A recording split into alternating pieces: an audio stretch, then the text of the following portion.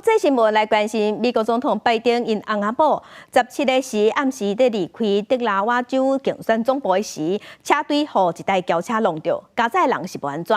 另外，即马嘛当在做事，前总统川普伊即马是佮讲着非法移民，伊认为非法移民会影响美国嘅血统，所以伊讲若是互伊选调，伊要进行美国有史以来上大规模嘅遣返。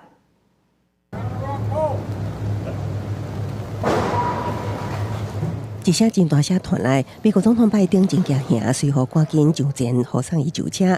美当时间17暗8点左右，拜登甲夫人吉尔伫德拉瓦州竞选总部拄啊甲团队食完暗顿，准备坐车离开。想要到这行出建筑物，要回答媒体提问。总统车队中一台 SUV 倒拖另外一台汽车弄着，维安团队随驾请上前将肇事车辆围起来。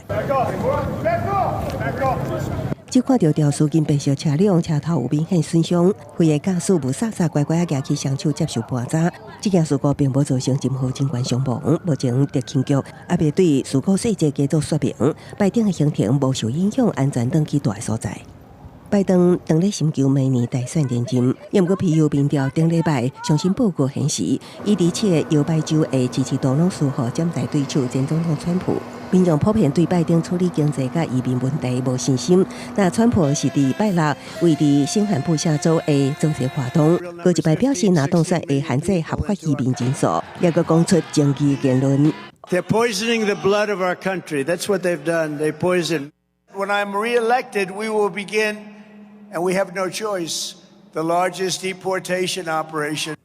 今年9月，美国边境非法移民捌达到26万人，创下新高。迄当时，川普都已经讲过类似的贿赂污染言论，引起真侪组的反弹。拜登政府最近是为了争取对乌克兰甲以色列政治部的官员，同意甲共和党就移民等多项议题进行协商，无排除将严审查庇护申请。公司新闻neuwan编译。